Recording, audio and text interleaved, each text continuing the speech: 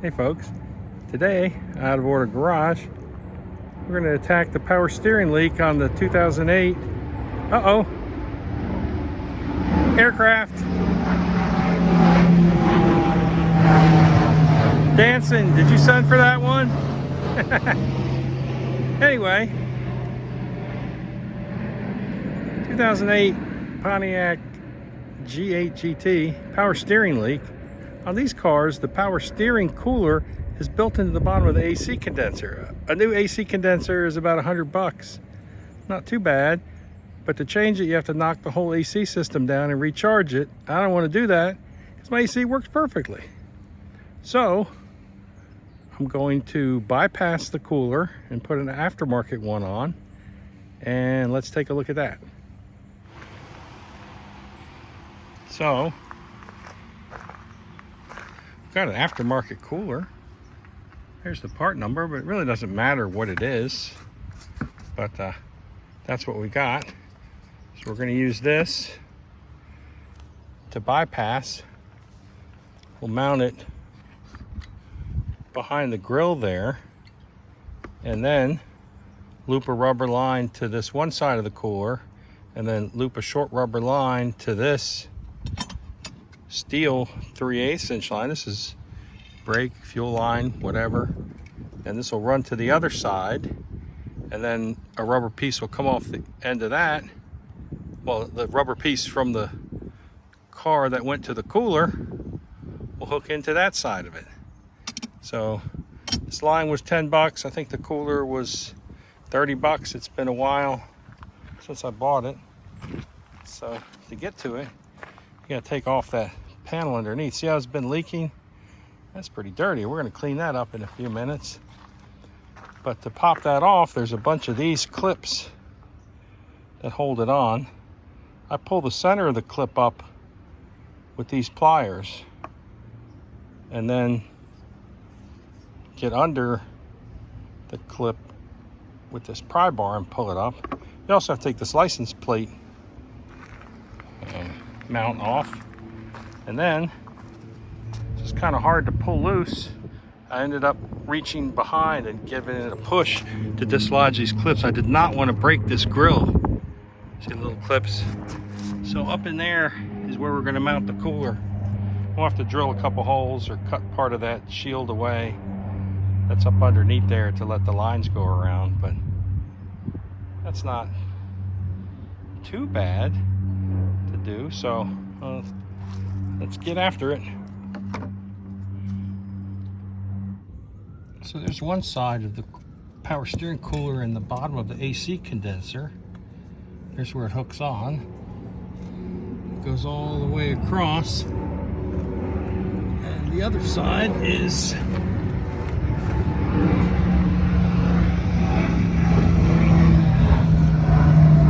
can see it right there. Let's see, there it is. So what we're going to do to bypass the cooler, take the hose off of there, hook it to a solid pipe, which will run across the bottom here, and then it'll loop up into the auxiliary cooler. So we're going to mount it in front of the condenser, and then the other line that we showed earlier, take that off and loop that over into that cooler as well, bypassing this cooler entirely. So here's what the AC condenser slash power steering cooler looks like. You can see the cooler at the bottom with the two fittings coming out on either side.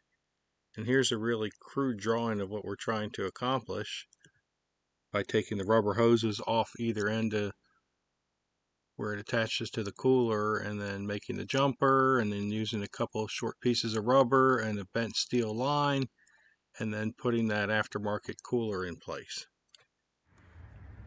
So rubbers around the parts bin. Here's what I came up with: a bracket, a couple of screws. So we'll put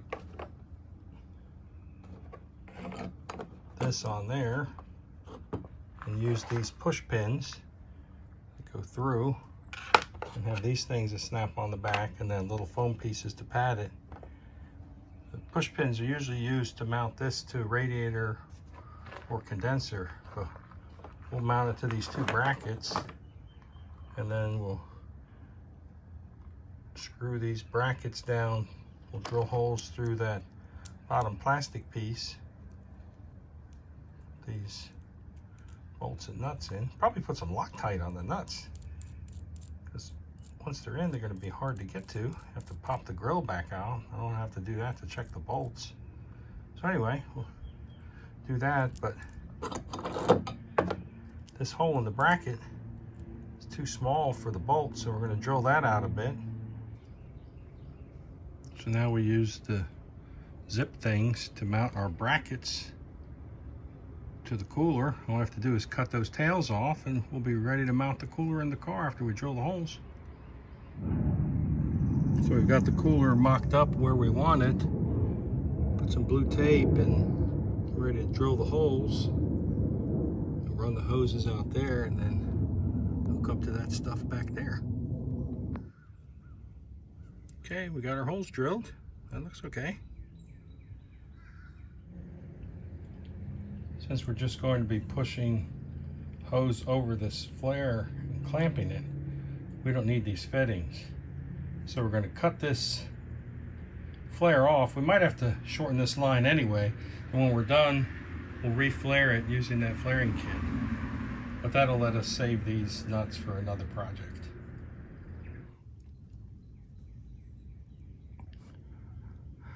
Next up, we're going to run this steel line along here. So I have to bend a 180-degree loop so it'll match up with that lower hole there, so we can put a straight piece of rubber out of the cooler and mate right up with the steel line, because we don't want to bend that line at that tight of a radius, but we can bend the steel line at a tight radius. It looks like we got about a 2-inch diameter. If we can get the line bent like that, that should be perfect. Actually, might be a little more because it's at an angle. So we'll measure that and then go back to our benders and see what we got. Got a couple different benders, so do various radiuses. This one looks like the tightest one. This is 2-inch. It looks like it'd be perfect. This one's 2-inch. It's harder to use because you got to clip it in there and bend it around. This one has a couple levers, so you can bend the pipe pretty easily. It's pretty easy. You just clip the pipe in there, squeeze the levers together, go as far as you want. We're going 180 degrees, so let's do that. And there you go, 180-degree bend. Perfect. We're going to use a couple of cushion clamps to hold that pipe up against that plastic piece underneath. So we've got the clamps mounted temporarily. Had to notch this plastic a little bit to let that line go through there. Oh, no big deal there. So here's what we came up with. Let's install it in there and see how close we got. Okay, we've got our pipe and final mock-up that runs around under here. And then to bypass the cooler, we're going to take this hose off of here and put it on there. And then at this end, that goes into the cooler. We haven't tightened that up yet. So we'll take this line out of the other end of the original cooler and put a little metal jumper piece and take a rubber line, put it over top of this other one. I'll show you what's going on here.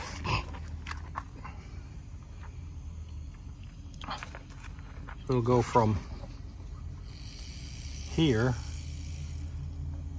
hook to a metal line, and then go through that hole and hook to the cooler there. and that'll bypass that original power steering cooler. So we got this last hose made, and then we took this hose off the original cooler, made a little double flare end barbed piece, and we'll hook that up, tighten all the clamps up, and thing's almost done. And here are all the hoses connected on this side. Looks pretty good. Show you the other side in a minute. So here's the other side. Here's the pipe we made, connected to the original hose. You can see, maybe not, but shoot. You can see the original, this hose used to hook to this cooler. Now it connects to this pipe, which runs across, goes to the auxiliary cooler that we put in. Here's a shot of that same line from the front. You can see the barb that the rubber hose used to be on, and now it's down lower on that green piece of pipe that we made. As a final step, for the bolts that hold the cooler to that plastic piece, as well as those cushion clamps that hold that pipe underneath, we're going to put some blue Loctite on there. I don't want those bolts falling out as we go down the road. If I had some nylon locking nuts, I could have used those, but I don't have any. But I have thread locker blue, so that'll work.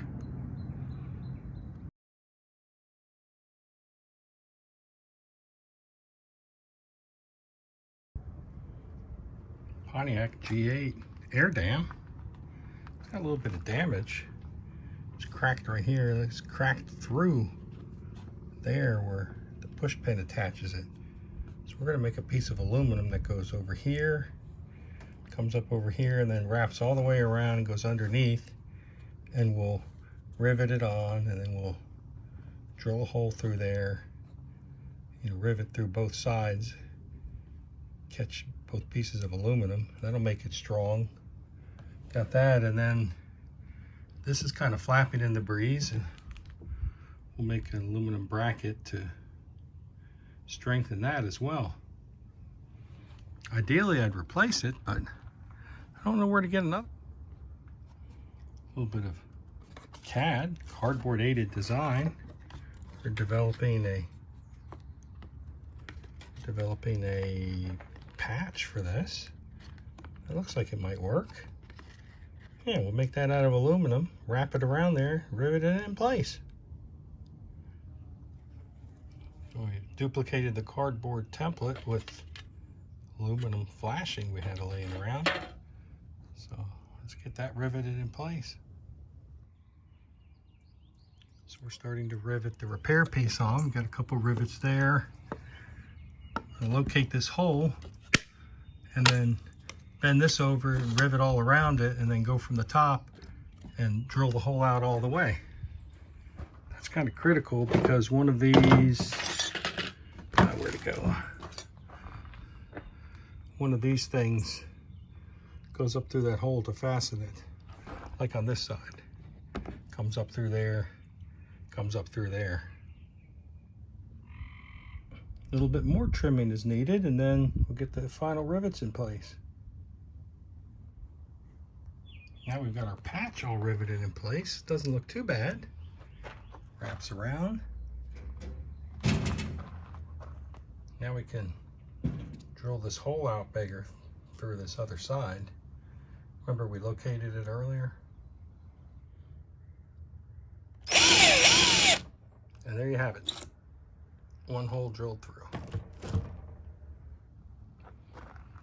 Now we got this part flapping in the breeze, ready to fall off. So I think we're going to make a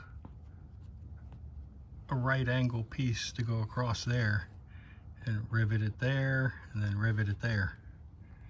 And we'll paint it all black when we're done. So we cut this piece to go in here. We have to bend it in half. Here's our fancy metal brake. We're going to put it between these two pieces of wood, clamp it tight, and then just fold it over the edge. There's a finished repair job on the Pontiac G8 air dam. Goes under the front. It's all cracked around that mounting hole there. We riveted a panel over that. This thing was cracked and almost falling off. We riveted another panel to fix that one. So should a little black paint on the repaired areas and we should be in good shape. And that's what it looks like with a little bit of black paint shot over the repaired areas. It's all up under the car. If you crawl under, you can see it, but that's better than the big crack.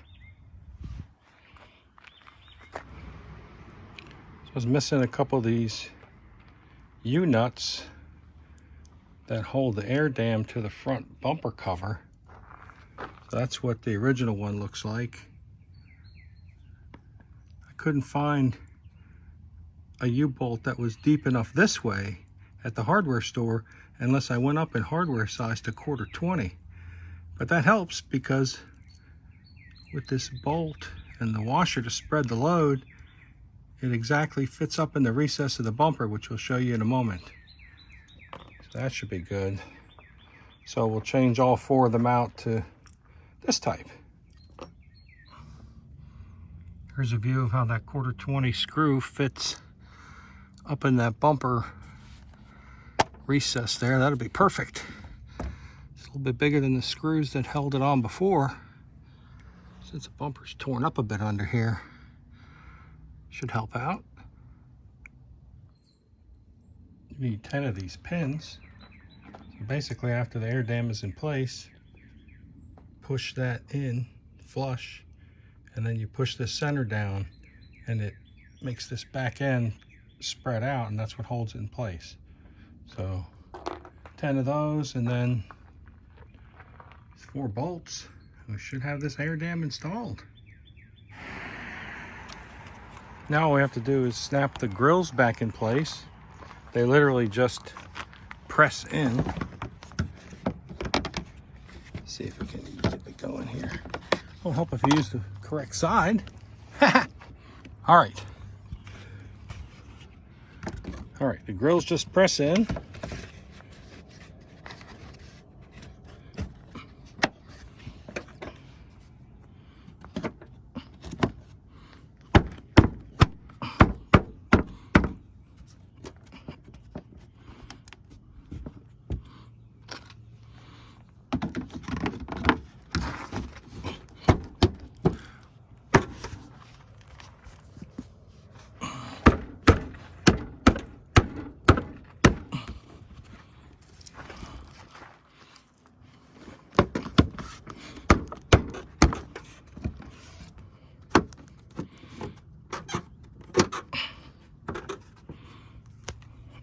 Make sure they snap in. We'll just bolt the front license plate cover back on, or the license plate mount, rather. The screws that held it on were rusted, so I had to get 3 more screws. It's always something. Requirements creep. Anyway, we're almost done. And there you have it.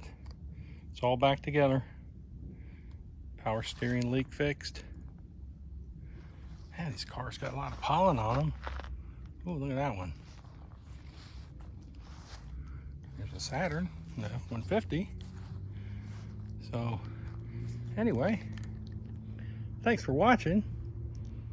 Please like, share, subscribe. If you're not subscribed, please consider subscribing. It doesn't cost anything. It really helps us out. Helps the channel get promoted to a wider audience. So anyway, thanks for watching. Tune in again for more exciting stuff. One pollen encrusted G8 now with no power steering leaks. Thanks for watching, folks.